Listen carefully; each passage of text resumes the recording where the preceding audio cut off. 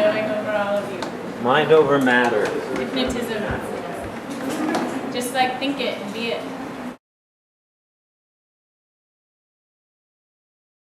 Thanks for coming. Today we're going to be talking about animal power, which is very evocative, 2 words put together in one little compact sentence. We've been talking a lot about power in this series, where it comes from, how we get it, how we use it over people, how we kind of combat with it, how we get it taken away, right? Where we can center with it. We're going to be talking about centers again today, so those of you guys that weren't at the center lecture, too bad. I'll try and fill you in a little bit. So today, the idea of animal power means that there is a power source that's generated from different animal forms, right? Everything on the earth and in the universe has its own frequency of power, force, chi, right? That's like, if you get this disease, this medicine has the right energy or power to cure that disease, right? It's all force, counter force. And animals are no exception. So familiarizing yourself with what kind of energy does that animal have, that's what kind of power it's going to engender, right? So then it becomes like math, right? I think this animal has that power. It all becomes Wizard of Oz, right? Okay, lion is sick, so what does lion need? He needs courage, because that power is the power that the lion has, right? So now it's just poison cure type of thing. So if you guys want to understand animal power, you need to just understand what is the force affiliated with that particular form. So it's all going to be form and function today.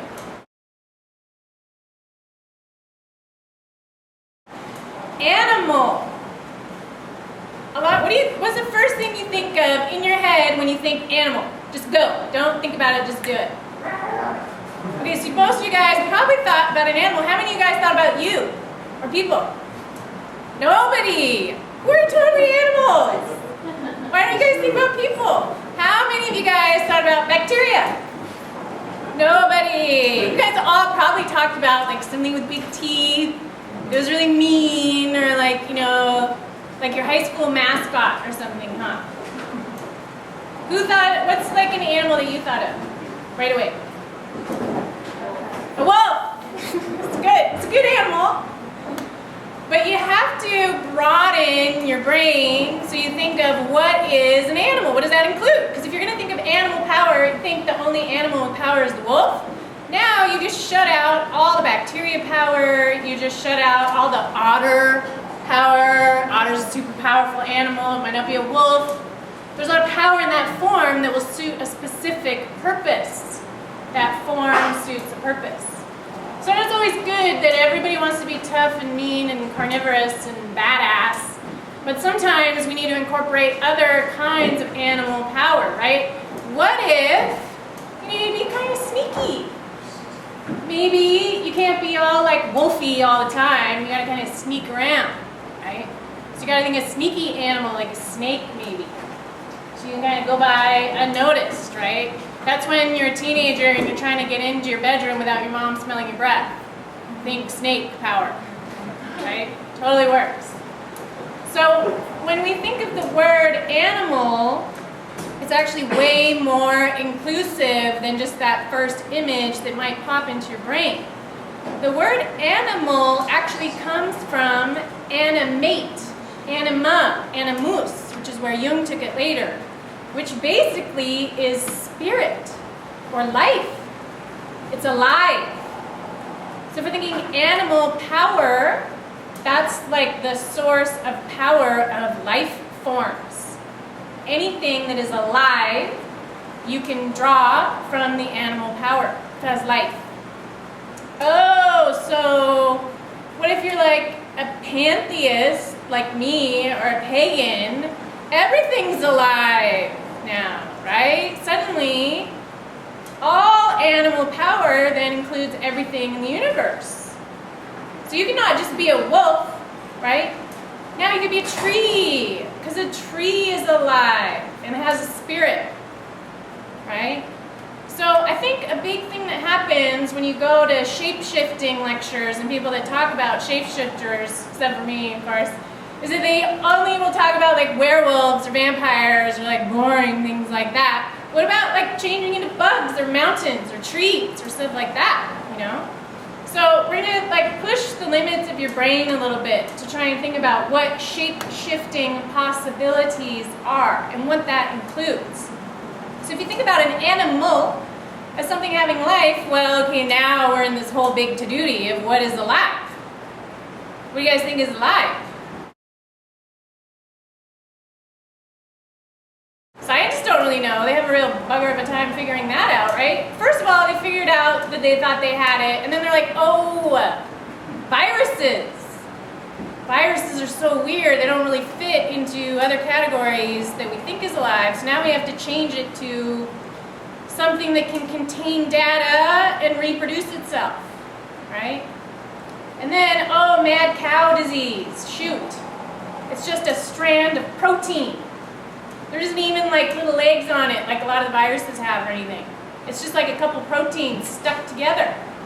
And those contain information and reproduce in a conscious manner. Oh, photons. Uh-oh. Those behave with conscious action as well. Now you start getting into trouble. And then you start looking at rocks. What do you guys think about rocks? Not alive? Uh-oh. Crystals contain information and reproduce themselves. They're as alive as a virus. According to the scientific definition of life, a crystal is as alive as a virus. And just as penetrable. You guys have crystal in your body. DNA is liquid crystal. Is that alive? That's an animal power. Now DNA is an animal power, right? Because it's alive. So that's something you can shape-shift into your DNA. Freaky, right? You didn't think about doing that. Everybody just wants to be a werewolf, right? But if you can shape-shift into your DNA. Oh, okay, now you're getting into some yogi business, okay?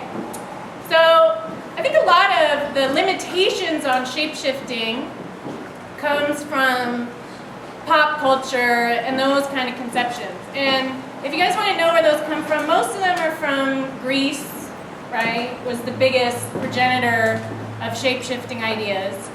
And you know, it's really hilarious because you guys know the reason most shape-shifting happened, like in Greek mythology, like, you know, like Zeus would change into the swan or change in all these forms. You guys know what it was? So they could have sex with the humans? Sex! It's for sexy time. And animals, too. Not just with people. All sexy time, shape-shifting, right? Or they would try to get away from people trying to have sex with them. But people are animals, we go. Exactly. So the nymphs would shapeshift to get away from Zeus trying to have sex with them, who shapeshifted into something else to trick him so he could have sex with them. So it all becomes this tangled web of pursuit where everyone's changing their form to avoid or engage in reproduction, right? Welcome to animation. Pretty funny. Like the big book on this, if you guys want to read about it, is called Metamorphosis by Ovid. It's pretty widely available. You can get it on Amazon for like hardly any money. You can probably get it for like $3.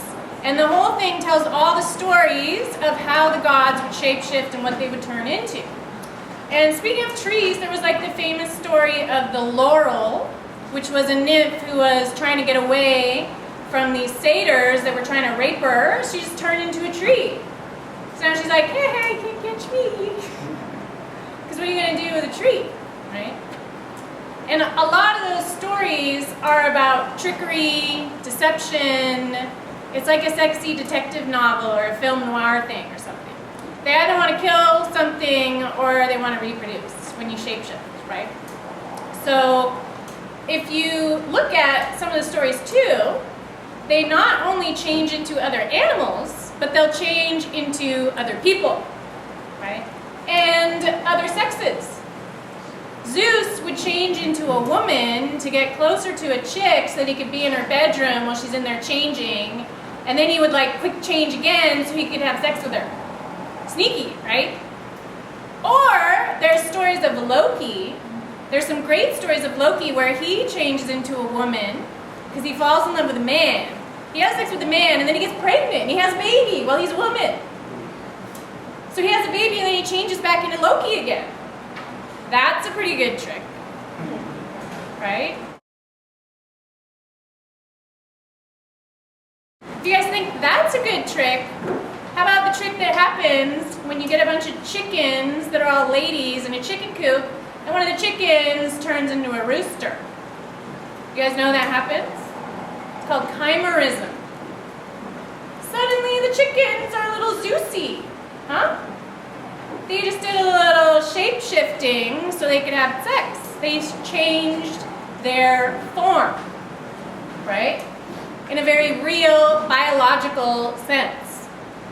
It's always crazy to me that everyone focuses on, I mean, we are going to talk about vampires and werewolves because they're really fun, but when you just focus on those, you can talk about how shape-shifting actually happens, like on planet Earth, in animals, in nature, right? How about a dragonfly? Shapeshifter, metamorph. Do you guys know how a dragonfly starts out? Like as a nymph, right? And then it makes its little skin come off and it pops out and it has a new form.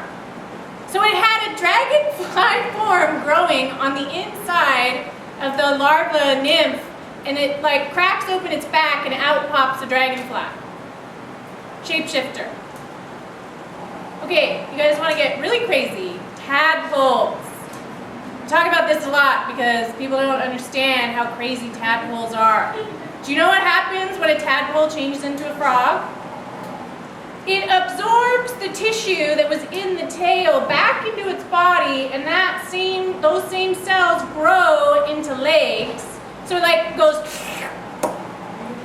just like that. And then it had gills and an entire system in its body to allow it to breathe water. You guys know what happens? The gills close, the tissue taken from that goes up, and it grows lungs inside of its body. Like just grows a different organ system to allow it to breathe air instead of water. Pretty weird. That's a physical tissue cellular alteration where it actually grows organs to perform a different function. There's also a species of eel that once they reach maturity, their organs shift from the front to the back. They just move. Like their excretion system is up at the top first and their heart and lung is down at the bottom. And then they reach maturity and they just wander and shift and dissipate and then move places. Inside the body, that's like if you can imagine your heart and reproductive system changing places, which I think kind of happens pretty often to a lot of people. But it would be like if they just switcheroo and kind of change in your body, physically, palpably, within your flesh, right? Within your flesh. So if you think that form is something that is set, that is final, that is immutable, just think about tadpoles. Consider the form that you reside in, your body. It might be kind of crazy for you to stretch your brain and think about that you could just change into a wolf, right? But what about the fact that you were once a zygote? You were once a single cell. This whole thing of you that's sitting here in front of me right now, maybe some of you have some zygotes inside of you right now. I don't know. It's possible, right? But you guys all started as a single-celled organism. That existence, that physical resistance, was your structure at one point. And what did you do? Shapeshift into fetus, into baby, into grown-up, and eventually you're going to shapeshift again. Right? What's the next form that you're going to take after this form? Do you have any control over that? Do you guys think you have any control over your form and what happens to it? Do you think you could stick yourself in a hen house and turn into a rooster? Think that's possible? Do you think that sex can spontaneously change in grown human adults? There's a lot of documented cases of it. Usually, it's triggered by chemicals like xenoestrogens. They call it sex reversal. And this is pretty fun for you guys that like to research this kind of thing. There were cases of boys that reverted into females in Germany because they lived very close to a chemical plant that was making bisphenol A, which is in all of our plastic water bottles that leaches into everything, right? So you can have full-on sex reversion spontaneously occur or be generated by a response to a chemical present in your body. Does that sound freaky? It's pretty freaky. I don't know. If you're used to being a boy or a girl, you might get upset, depending on your personality, right? So I think it's important to think about, like, what does it mean, like, form, right? And I looked up metamorphosis is a pretty good word, right? Good band name, I think. If you look up metamorphosis, which means change your form, it's crazy because the definitions always go back to one word, sorcery, and then another word, Morpheus. And Morpheus, that's morph, is change, but he was the dream guy, right? If you go into the Greek stuff, he was actually in charge of dreams and stuff like that, right? Like if you look up Morpheus, it's the name of the god of dreams in Ovid. He was the son of sleep, and he was the maker of shapes, the maker of form. So he made the shapes. Well, that's kind of crazy because that means that all forms are made in dreamland, right? Now, all of a sudden, there's the ability to create a form. Where does making the form take place? In dreams. Dreamtown, Bardo. Not here, somewhere else. And this is kind of crazy just because of all this business with the Higgs boson particle they're looking for, right? You guys know what the purpose of the Higgs boson guy is? Anybody know? It's supposed to give mass amorphous particles. It gives form to things, right? Gives the mass, decides what they are exactly.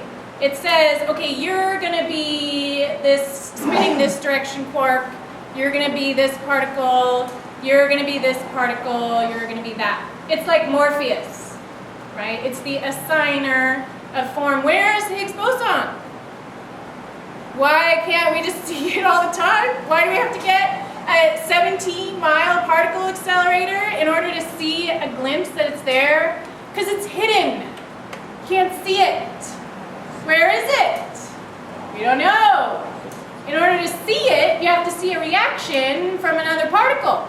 You can't see it directly, kind of like God, right? You can't look at God directly. All you can see are the angels around him because his face is too bright.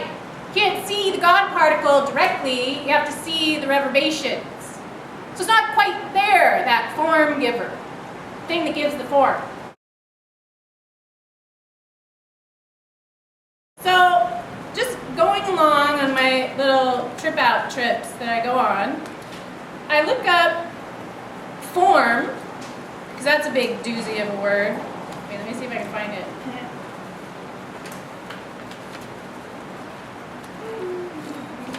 Oh, okay, here we go.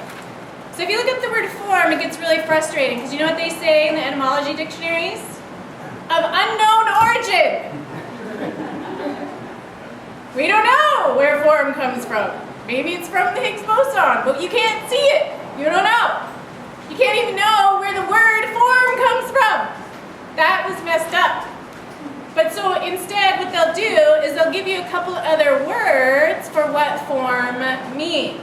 And one of the other ones was very interesting. Contour. Contour. You guys know what contour means? The outline of a circle. Like the circumference of it. What goes around. Right? What goes around the outside in a circle. Right? So the form then becomes like the outline. Right? But what's in the middle? And how does that form keep its shape? Right? That's the big question that you get into. And how do you change it? When you look up metamorphosis, like I said, the other word they use to describe it is sorcery. Sorcery, good word, right? You guys know what else means sorcery? Pharmacy. I love that. Pharmacy actually means sorcery. So whenever you go get drugs, you're actually eating sorcery. It's true. I love telling doctors that because they need to remember. So a sorcerer, if you look at the word sorcery, it's someone who can change fate. Someone who changes destiny. What? That's Higgs boson territory. How do you change destiny? That's God, right? People can't interfere with the fate business, right? Because that's set like a form. Well, the sorcerer is the one that can alter destiny, alter fate, alter form, change the shapes of things.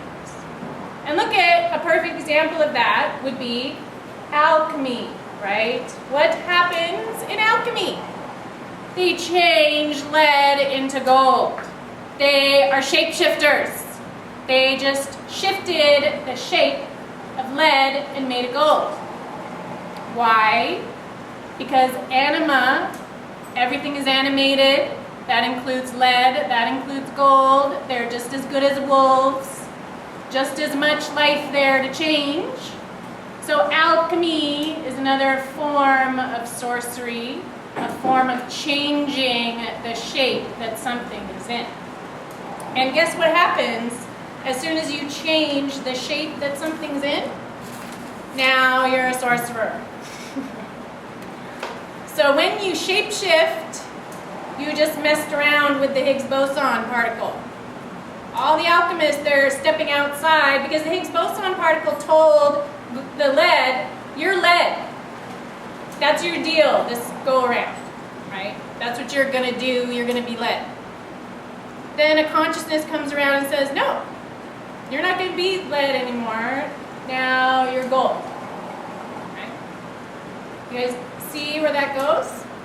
It's pretty crazy when you start to think about it. And if you look at the old alchemy books, like I was reading in Carl Jung's Mysterium Conjunctionis, that great big fatty book that he like kind of wrote all his culmination of all his research from.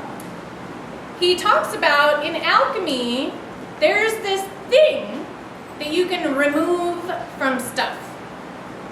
That thing is called the spirit, or the anima, or the animus. It's like, this is a really good way to describe it. It's like when you make booze. You have like a potato, and what you do is you remove the spirit from the potato. And that's what makes vodka, right? Vodka is actually the removed spirit from the potato.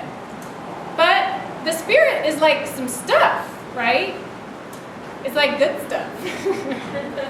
It's like thick, viscousy stuff, right? So it has its own properties in the spirit that you just took out of the potato. Well, you guys know that alcohol is in everything. Everything can have that condensed spirit be removed and kind of taken out, and then it's like this thing. And that's not necessarily stealing the soul from the thing, right? This is one of my favorite books on shapeshifting. It's called Witches, Werewolves, and Fairies, and I'll pass it around so you guys can see it. It's written by this French professor, and he talks about one of the mechanisms that allows a shapeshifter to change its form is this thing called the double, the doppelganger, right? And the double is the spirit that has been removed, this like ectoplasm goo that comes out of the mouth and then goes into something else, right? So the actual body of the thing doesn't change, but the ectoplasm goo makes another form. This is actually how like old stories of vampires were, that the vampires would always be in their coffin, not just at night. And then they would open their mouth, and then their little ectoplasm goo would come out, and they would become the nightmare. And the nightmare would ride to you in your sleep, and it would suck out all your blood. Right? You guys know this? This is actually in the Jewish folklore. There's a good book by Joshua Trachtenberg called Jewish Folklore and Superstition, where he talks about the nightmare, the mare. They're also called the estri. Estri is also where we get estrus, like menstruation, blood. Women with blood. Right? So they would lie there, and their little goo would come out, and they would come and drink your blood, and then it would go and get back into their bodies. You guys know what they would do with vampires? If you go and unearth coffins, it's on Google too if you look it up, they would shove a brick into their mouth. So they couldn't let the soul get back in. You know what they would do? They would go and watch and see the goo go out, and then they'd shove the mouth closed so the goo couldn't get back in. And then the vampire dies. The stake the heart stuff came later. The way that you would kill the shapeshifter, you cover its mouth so it can't get back in. Because your spirit comes in and out through your mouth, right? Like in the Bible, you guys know when the Holy Spirit comes down to breathe life into Adam, what does it do? It gives him a little smooch, a little kiss, just blows it into his mouth. And that's where his spirit goes. You guys know about the last breath? When you take your last breath, you guys ever seen anyone take their last breath? You can feel it goes out through the mouth. That's where it goes. So it comes with the breath, and it goes out. And that always kind of reminds me of the Beastmaster contingency, which the other kind of way that people shapeshift is you go into the animals, right? You don't like turn into an animal. You actually send your consciousness into the already existing animal. Like you guys have all seen Beastmaster, right? Anybody not seen Beastmaster? Oh, come on. Okay, it's really good. You should see it. So in Beastmaster, he puts his consciousness into the tiger, and then he can see with the tiger's eyes, and he can go where the tiger goes. And this is the concept of the familiar. You guys know like the familiar, the witch's familiar? She puts her goo into the cat, and then she can go be the cat and go wherever she wants. And her consciousness drives the cat's behavior. She'll go spy on whatever her boyfriend that she wants to get together with, or her nemesis, or whatever witchy poo thing she was trying to do. And then the cat will come back, and the goo will come back out of its mouth, and then go back in the witch's mouth, right? It's sexy, right? It's a goo transfer, right? And the consciousness goes with the goo. And this is written about in the yogic material too, like in the Siddha literature. You can put your consciousness into not just animals, but people too, which is, I wouldn't really recommend doing. You don't know what's in other people's head. But it was like a thing that the yogis would do. Like, you know, there's always that famous story I always talk about Nagarjuna, who started Buddhism in Tibet. He put his consciousness into the body of a king so he could have sex with all the wives of the king, right? Of course, that's what you do if you have that superpower. So you can take it out of you and put it into somebody else. And this is how you assume an animal power. It's about taking on the consciousness of that form. You're shape-shifting, changing your form to the form of the animal.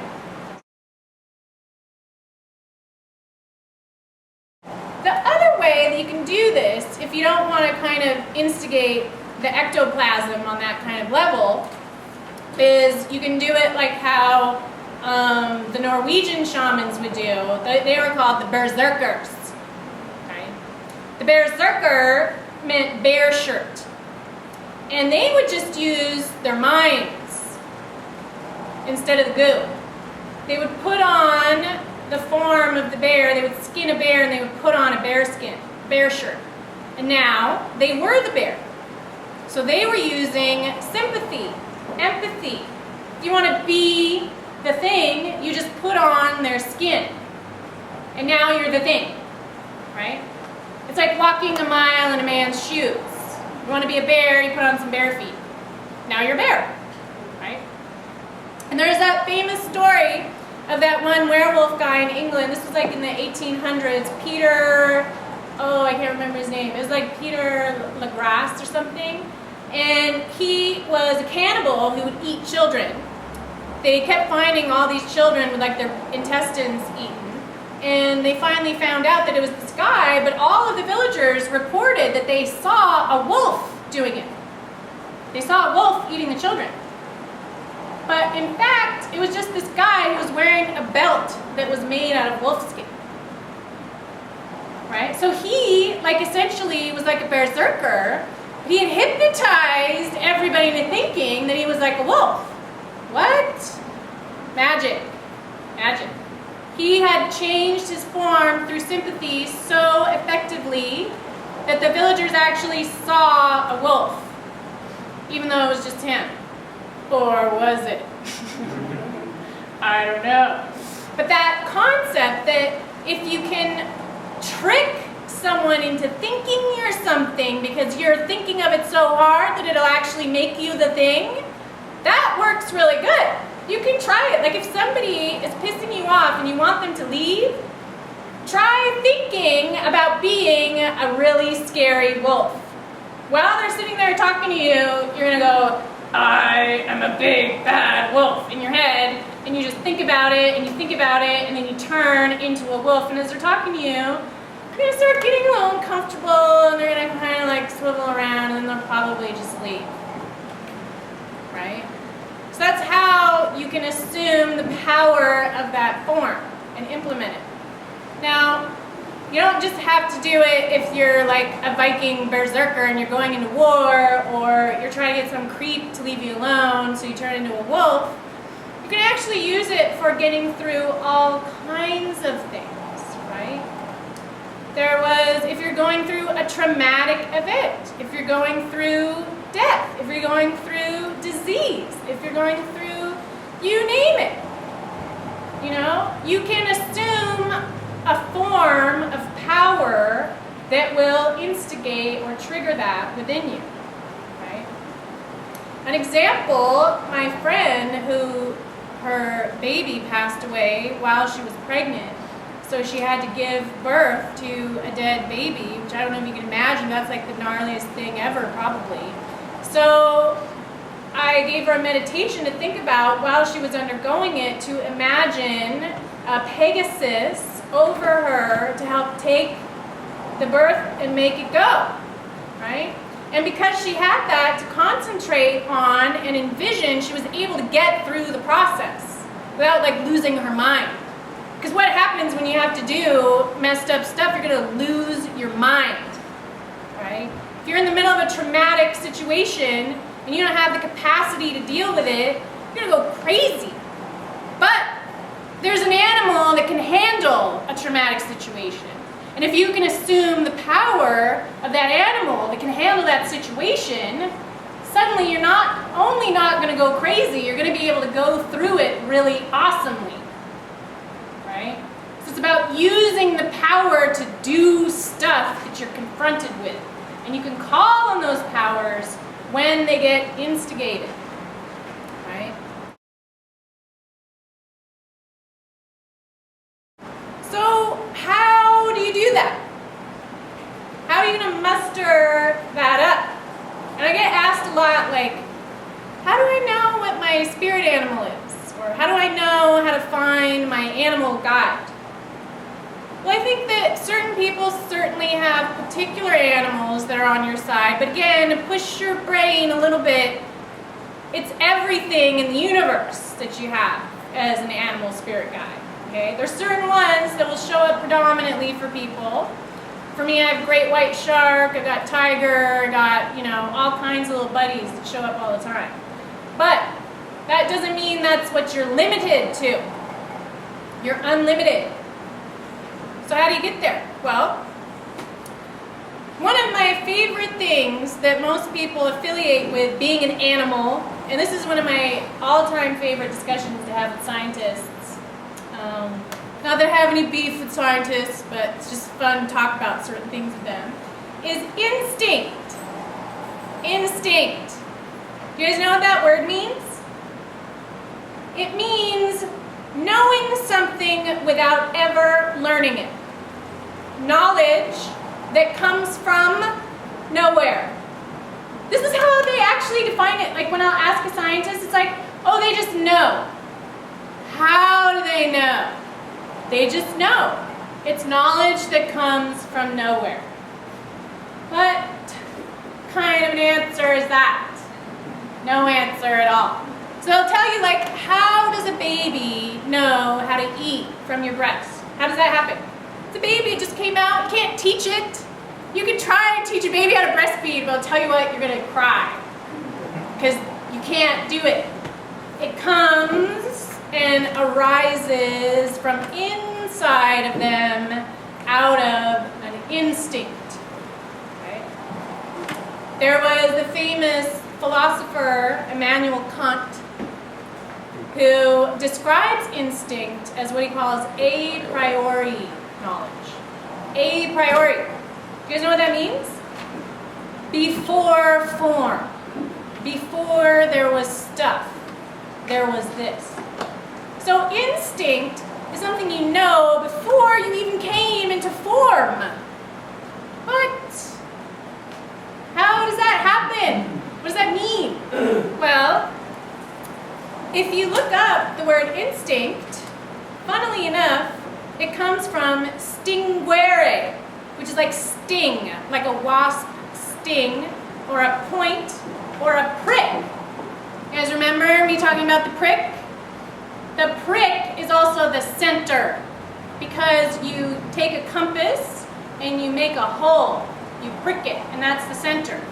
So instinct is also that same wasp sting, that point that makes the hole where things come out of. Like the center of our galaxy is a supermassive black hole. That's the prick. That's the point, right? The center of your body is your belly button, where you first started, where all the life came in. That's the center. That's the prick. That's the point, right? So instinct comes from that same prick, that same point, that same black hole, your origin, the big cosmic vagina business.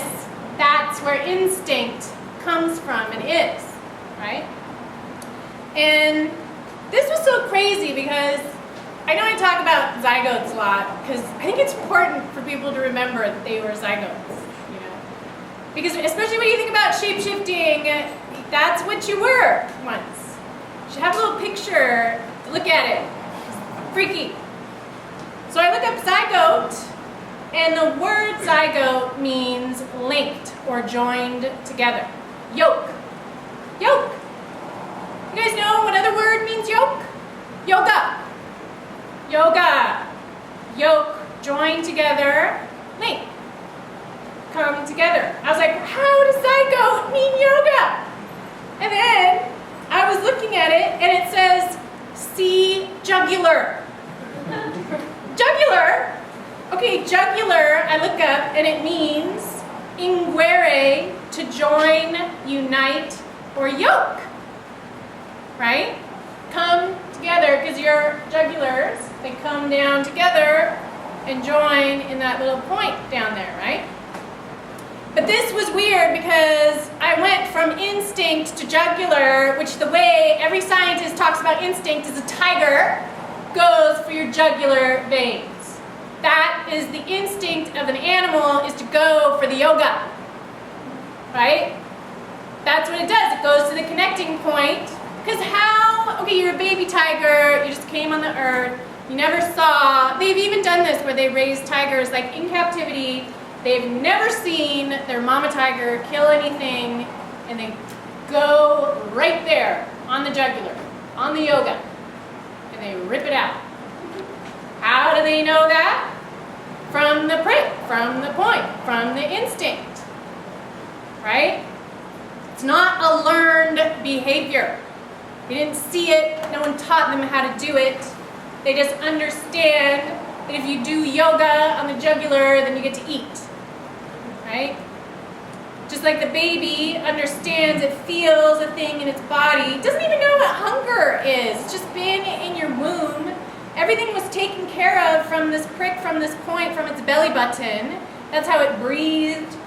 That's how it got its food. That's how it did everything. How the heck is it supposed to know it has to eat now? But instinct tells it, oh, I better find a jugular, right? So I can eat. So then it goes and finds the jugular, right? And, I mean, I think if you can start to think about getting to your instinct, that's how you start drawing on your animal power. How many times have you guys felt instinct? Have any of you guys like had a feeling of instinct? It happens less and less because we don't hang out in the woods, you know, where we have to like rely on something other than our iPhone to tell us what's happening. You know, most people go camping with their iPhones, and instead of instinct, they're like Googling stuff, you know. But instinct is a priori iPhones. So you can't find it out that way. You have to feel it.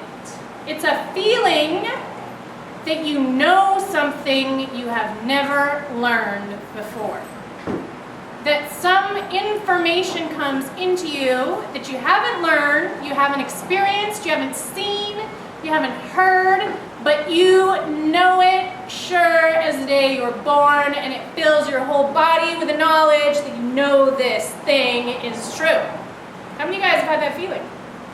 So more people raise their hand. Your instincts don't turn off, you just don't listen to them, right? Your instincts are in your flesh, they're in your cells, they've been with you since you were a zygote. It was a priori, pre-form. So if you can touch your instinct, you can touch the thing that you were before you were this thing. And then all of a sudden, in that place of instinct, you can get access to the a priori, to the black hole, to the cosmic vagina, to the animal power, the power of the life forms. But you have to allow it to come out of your center.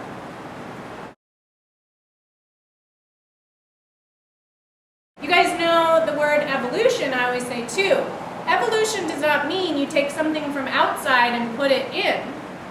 Like, people think that evolution happens because they learn something from outside and then it goes, right?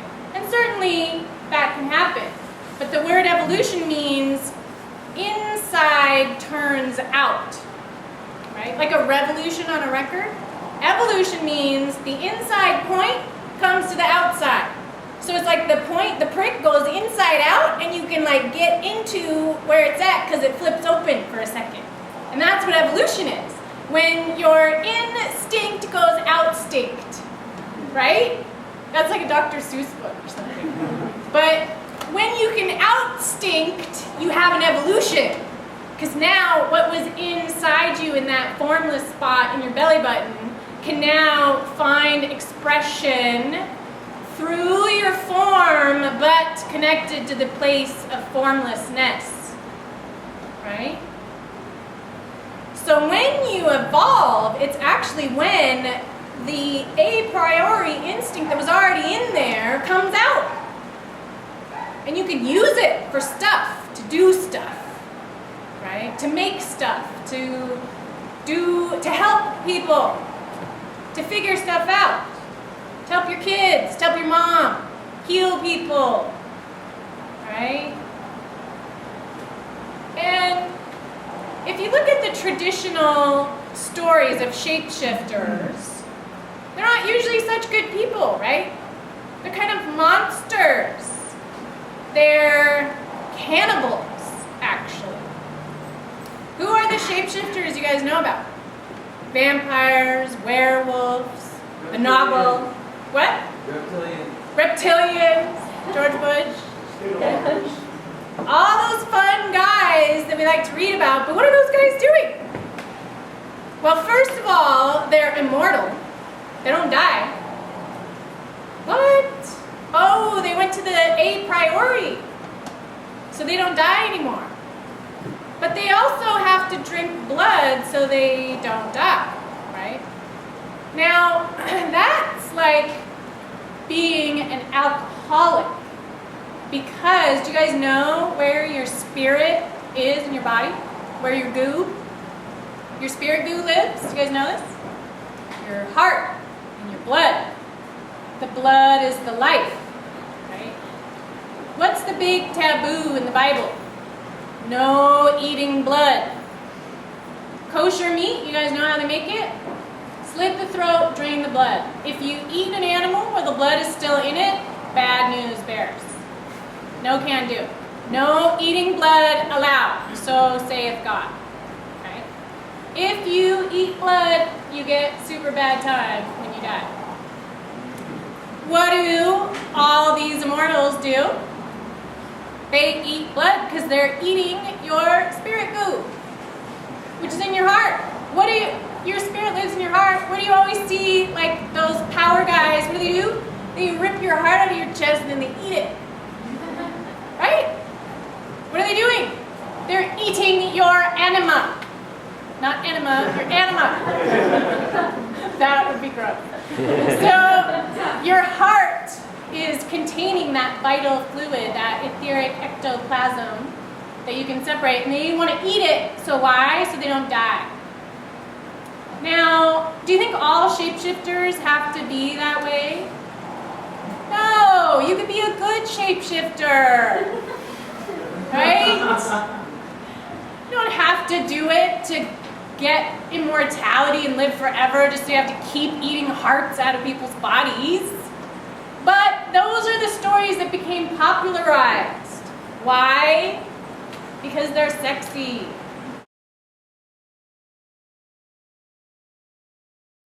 But it's interesting because there is a tie-in to the whole a priori. Because you guys know, this is something not a lot of people know that I always like to mention. Vampires and werewolves. The vampire was a woman. As I said before, they were the nightmare, the estry, the estrus, the menstruation. That comes from Lilith. The first vampire was Lilith and the Lilin. They called them the Lilin in Judaism, and they were these vampiric women. All vampires were women, and all werewolves were men. All of them. Until Dracula. Dracula, first dude vampire. How that happened, I don't know. Maybe Bram Stoker thought it was lame that all the vampires had to be women. But there's a separation, bless you, between the sexes there. Why would that be that men were not vampires? They were always werewolves. Why is that? The women that were vampires came specifically from Lilith. And you guys know about Lilith? It's getting popular these days with kids to talk about Lilith. You know, Kabbalah is like on Wikipedia, so you can find that out pretty easy. But Lilith was, you know, Adam's first wife. And she was the one that didn't have children with him. Eve had the children with him. Right? What happened to Lilith? Where'd she go? Cast out. Cast out. Bad girl. No giving babies. We don't want you around. won't be subservient, get out. So she leaves. She ends up making demon children, right? Through giving Adam naughty dreams. This is how it goes. She becomes a blood eater, and that's how she gets her immortality. She could still be around, who knows? Maybe she's hanging out at the Dome on the Rock, right? Look for a red-haired chick over at Dome on the Rock. Could be Lilith, we don't know. They still put up signs over the cribs in Israel that say, "Let not Lilith enter here." So she doesn't come and eat their baby. That's what that's for. Those hamsas that are so popular in Silver Lake, those are anti-Lilith demon eyes. It's true. That's anti-vampire.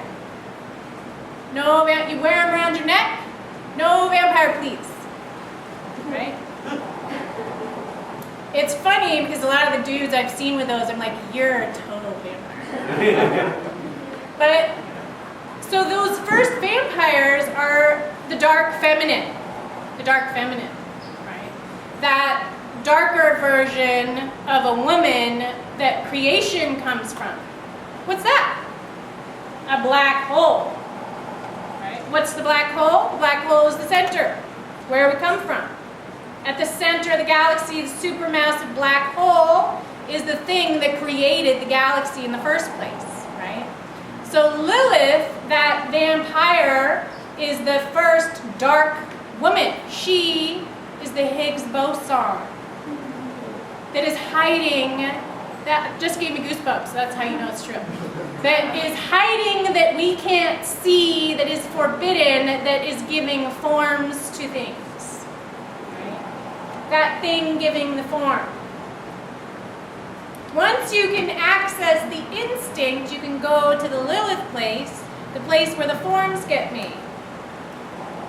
The dark, feminine, vampire place. But you don't want to eat babies, right? So you want to utilize invoking forms of power for what?